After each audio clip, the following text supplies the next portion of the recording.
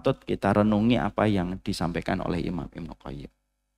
Orang kalau melakukan dosa, pertama kali akan mendapatkan sensasi kenikmatan.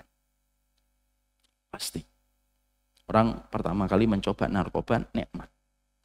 Lama-lama dia terus ya mutaati itu dia candu kepada dosa. Lama-lama nikmat pada dosa itu dicabut.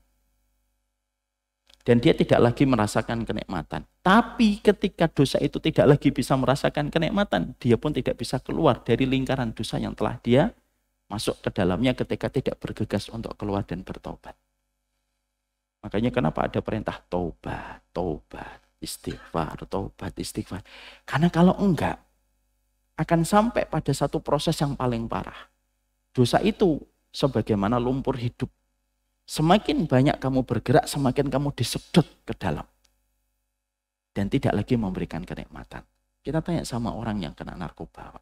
Pertama nikmat, kedua nikmat, tiga nikmat. Lama-lama nikmatnya sudah hilang. Yang ada kekacauan pikirannya, ketidakkonsentrasian, sampai yang dinamakan dengan proses sakau. Sudah tidak lagi nikmat. Tapi itu pun keluar dari lingkaran itu sudah tidak bisa. Kenapa? Dosa itu butuh mahar, Pak. Kata para ulama, dosa itu butuh tumbal. Tumbalnya orang yang melakukan dosa. Tumbalnya orang yang melakukan dosa. Makanya ada orang, dia berzina dengan perempuan. Asalnya senang.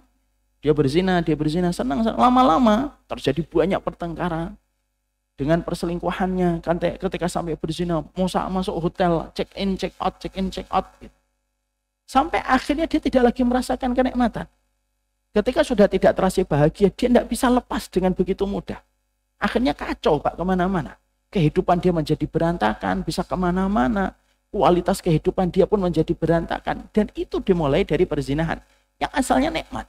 Tapi lama-lama sudah tidak lagi terasa kenikmatan. Dan lihat, orang kalau sudah terbiasa berzina, memuaskan dirinya menjadi lebih sulit daripada orang yang menjaga dirinya dari orang yang dari perkara zina. Orang kalau sudah berzina, kata Imam Ibnu Qayyim, akan dijadikan pikirannya mengalahkan binatang. Hanya untuk memuaskan dirinya. Karena dia tidak ada konsep untuk merasa langsung mendapatkan apa yang dia mau. Itulah dosa.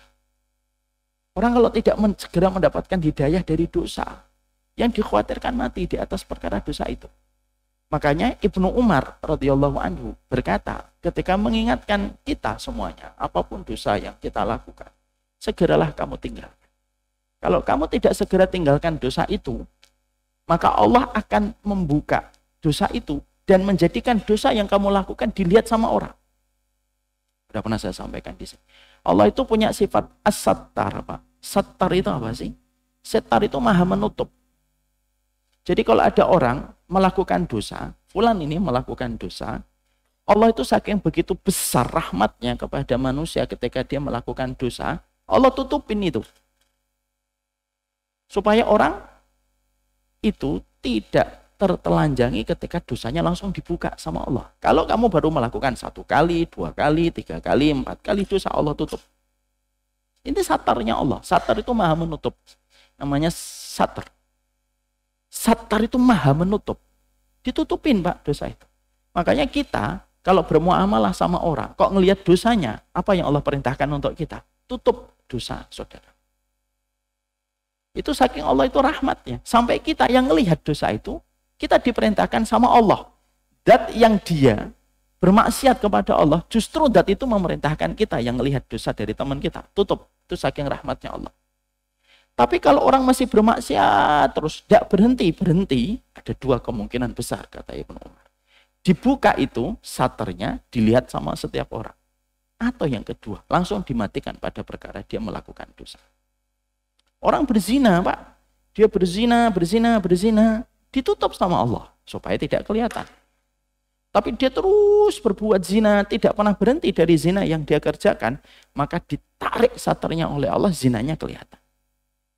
Orang terbiasa membunuh, sekali biasanya nggak ketahuan, Pak. Terbiasa dia membunuh, dibuka sama Allah. Dilihat dan dihinakan oleh banyak manusia. Karena apa? Kalau dosa baru sekali, 2 kali, ditutup sama Allah, Pak. Orang apabila masih melakukan dosa sekali, itu masih ada rahmatnya Allah yang besar.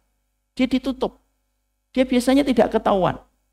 Biasanya pencuri itu ketahuan ketika dia sudah 3 kali, 4 kali, 5 kali, 6 kali baru ketahuan.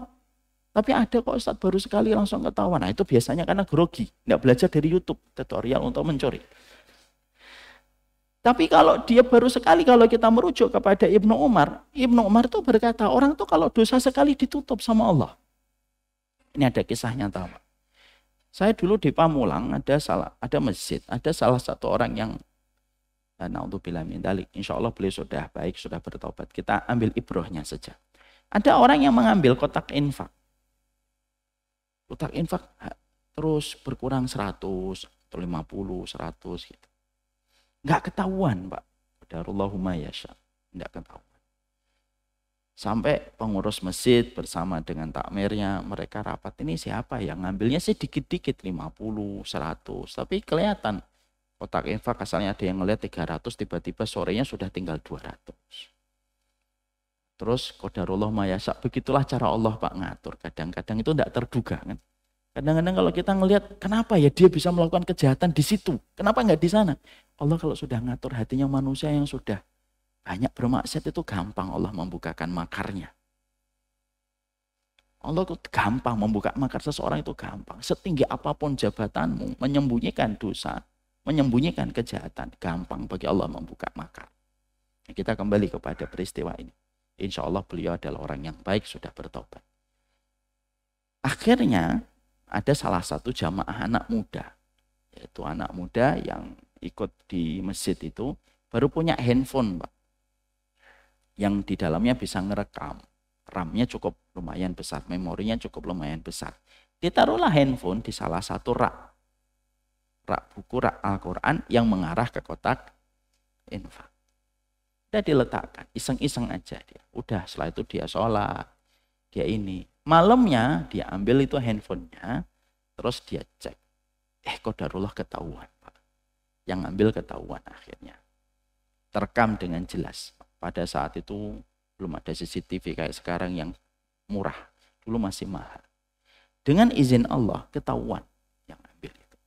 Akhirnya beliau dipanggil, beliau termasuk merebut masjid, takmir masjid. Orang yang baik karena sudah mendedikasikan dirinya untuk masjid. Ditanya. Sampai ada yang terlalu keras dan saya mengingatkan jangan terlalu keras. Saya ngobrol dengan beliau, saya ngomong, gimana Pak? Sudah berapa lama? Baru sekali ya Ustadz.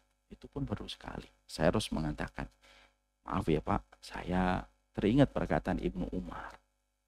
Orang itu kalau baru mencuri sekali, berbuat sekali, ditutup sama Allah. Tapi kalau sampai dibuka sama Allah, itu berarti sudah kelewatan batas. Allah mengingatkannya begitu. Nangis beliau. Dan ternyata beliau sudah melakukan itu hampir 2 tahun. Jadi ngambilnya 50. Ngambilnya dikit-dikit, 20, 50, 100. Tapi tiap hari kan lumayan. 1 miliar kan tidak akan jadi 1 miliar kalau tidak ada 50.000. Itu. Jadi akhirnya disitulah kita belajar. Bahwasanya ternyata dosa itu semacam itu, Pak. Dan mudah bagi Allah mengungkap makar itu gampang. Jadi orang kalau misalnya terbiasa dia mendolimi orang, akan dibuka oleh Allah. Satu waktu makarnya akan dibuka oleh Allah. Di tempat yang tidak pernah dia duga. Di tempat yang dia tidak akan pernah sadar bahwasanya di tempat itu Allah akan membukakan semua kejahatan yang pernah dia lakukan. Dan kejahatan itu akan membuka banyak kejahatan yang dia lakukan. Itu mudah bagi Allah. Makanya disitulah kita akhirnya mendapati, kalau ada orang berzina, kok sampai videonya tersebar, berarti itu bukan hanya sekali. Karena kalau sekali, Allah pasti nutup. Kalau dia berzina, sekali, 2 kali masih diberikan kesempatan, tobat. Zina sekali, 2 kali, tobat. Zina sekali, 2 kali, tobat. Kalau dia nggak segera merespon, ada aja caranya. Yang mana akhirnya ketika berzina dibuka, dan akhirnya terlihat bagaimana proses zinanya itu dilihat dan menjadi konsumsi publik. Naudzubillah min dzalik. Itulah yang menjadikan kita akhirnya paham. Itu pun masih lebih ringan, kata Ibnu Umar. Karena yang paling parah, orang yang dimatikan di atas dosa. Orang lagi check-in, meninggal dunia ketika dia berzina. Orang lagi sakau, meninggal dunia. Orang lagi minum alkohol, dia meninggal dunia. Orang lagi joget, dia meninggal dunia. Maka itu sudah parah. Allah biarkan dia dimatikan pada proses kesesatan yang dia beli setiap harinya. Wa minan nasi may yashtari lahwal hadis. Ada orang-orang yang membeli perkataan sia-sia. Salah satunya itu apa sih? Membeli kemaksiatan itu tiap hari, Pak. Masya Allah ya. Dan Allah itu menggunakan di dalam surat Luqman itu may yashtari dengan kata ishtara yashtari. Maksiat itu hari ini tidak didapatkan gratis, bayar. Dia membayar setiap perkara yang sia-sia itu. Dan pada perkara itulah dia akan dimatikan kalau tidak segera berkunjung untuk bertobat kepada Allah.